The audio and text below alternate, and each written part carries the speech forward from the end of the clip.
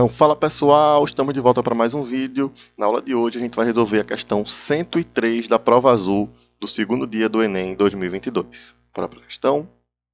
A questão 103 dizia o seguinte, ó.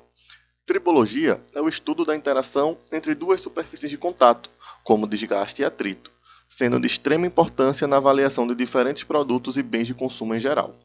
Para testar a conformidade de uma muleta, realiza-se um ensaio tribológico, pressionando-a verticalmente contra o piso com a força F, conforme ilustra a imagem, em que Cm representa o centro de massa da muleta. Tá? Então tem aqui uma muleta, ele pressiona essa muleta com a força F. Ok. Mantendo-se a força F paralela à muleta, varia-se lentamente o ângulo entre a muleta e a vertical, até o máximo ângulo imediatamente anterior ao escorregamento, denominado ângulo crítico. Então, o que é que ele está fazendo? Né? Ele está mexendo no ângulo aqui entre a muleta e a superfície, né? Então essa muleta está meio que inclinando para cá. Tá? Ele fala, ó, esse ângulo também pode ser calculado a partir da identificação dos pontos de aplicação, da direção e do sentido das forças peso, normal e de atrito estático. Aí a pergunta dele é, qual é o esquema que representa corretamente todas as forças que atuam sobre a muleta quando ela atinge esse ângulo crítico, tá? Então ele quer saber qual é o esquema que representa todas essas forças. Que forças são essas? Força peso, que é representado pelo P, a força normal, que é o N, e o atrito estático, Fe. E além dessas, a força F, que ele faz na muleta, que é sempre paralela à muleta, tá? Então, antes da gente partir para os esquemas, vamos dar uma lembrada no que significa cada uma dessas forças, né? Então é o seguinte, ó, lá a gente tem a força peso. Força peso, que a gente representa pelo vetor P, né? É a força da aceleração da gravidade, né? É uma força que é sempre vertical e é sempre de cima para baixo, né? Ela tem direção vertical e sempre aponta para baixo. Então não importa a situação de um corpo, de um objeto, se ele tem massa, a força peso desse corpo sempre vai ser vertical e para baixo, tá? E essa força peso, ela vai agir no centro de massa desse objeto, tá? Então, só relembrando aí as características da força peso, que é a força da gravidade, tem sentido vertical, sempre vai ser de cima para baixo, ou seja, ela sempre vai voltar para baixo, e ela vai atuar no centro de massa. Né? A outra força que ele trata na questão é a chamada força normal, né, que é representado pelo vetor N. A força normal é uma força de contato, tá? Então só vai existir força normal se existir contato entre o corpo e alguma superfície, tá? Qual é a característica dessa força normal? Como o nome diz, normal, né? Normal é tudo aquilo que tem um ângulo de 90 graus, tá? Então a força normal, ela sempre vai ser perpendicular à superfície. Ou seja, ela forma um ângulo de 90 graus. Então, se eu tenho aqui, por exemplo, o solo horizontal, tenho um corpo aqui, um objeto em cima desse corpo. A força normal é uma força de contato, então entre o corpo e a superfície existe contato, portanto vai ter uma força aí. Essa força vai ser perpendicular à superfície, ou seja, ela vai ser, nesse caso, vertical para cima, né? Formando aqui ó, um ângulo de 90 graus. Tá? A gente pode dizer também que a força normal ela aponta saindo da superfície, sempre saindo da superfície. Tá? É outra característica dessa força normal. Por exemplo, se eu tenho aqui uma parede vertical, tenho aqui um objeto que está preso por algum caso, por alguma situação nessa parede. Para onde vai apontar a força normal aqui?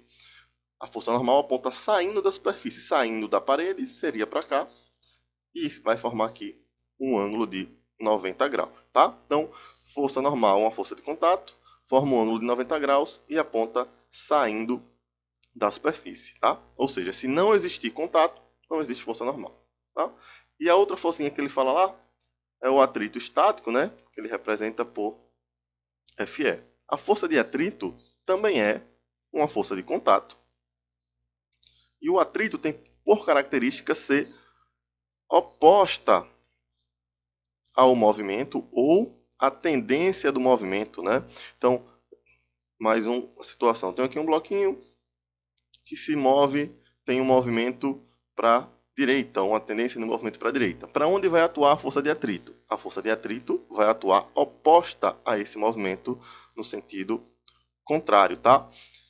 Então, tem essas três forças lá, essas três características. E só para finalizar, ele fala lá da força F, né? A força F que vai ser sempre paralela à muleta, né? Ele fala aqui, ó, a força F é sempre paralela à muleta. O que quer dizer que é paralela à muleta? É que ela vai ter sempre a mesma direção da muleta, né? Então, quando a muleta estiver na vertical, a força F é vertical. Se a muleta estiver na horizontal, essa força F vai estar na horizontal, sempre paralela, né? Então, ela vai estar inclinada, então essa força F deve estar na mesma direção da muleta, tá? Então, uma pequena revisãozinha aí para a gente marcar aqui a alternativa que melhor representa esse esquema, tá? Então, vamos analisar aqui letra por letra, força por força, para ver qual está correta. Ó. Nessa letra A, ele já botou a força F, ó, vertical para baixo. A força F não é vertical para baixo, ela é paralela à muleta, né? Então, essa força F já está errada. Bora ver as outras. Força normal, uma força de contato que aponta saindo da superfície. Beleza, a força normal está correta aqui.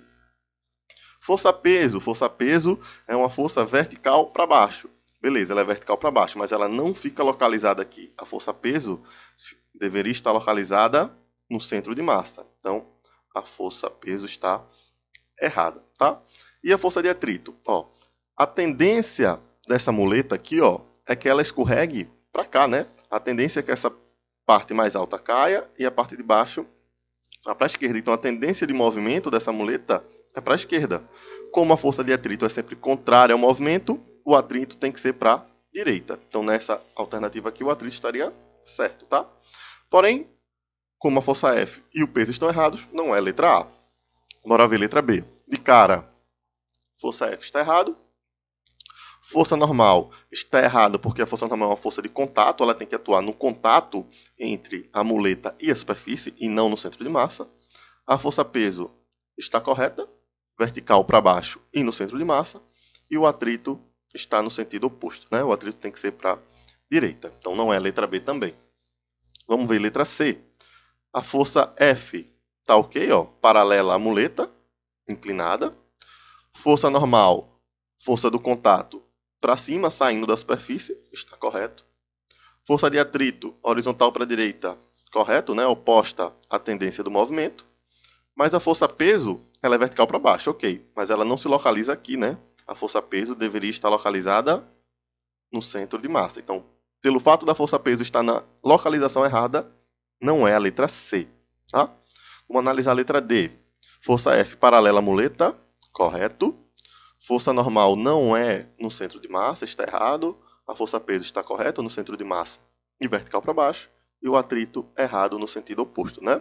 O atrito deveria ser para a direita. Então sobrou para a gente letra E, bora ver se está tudo correto.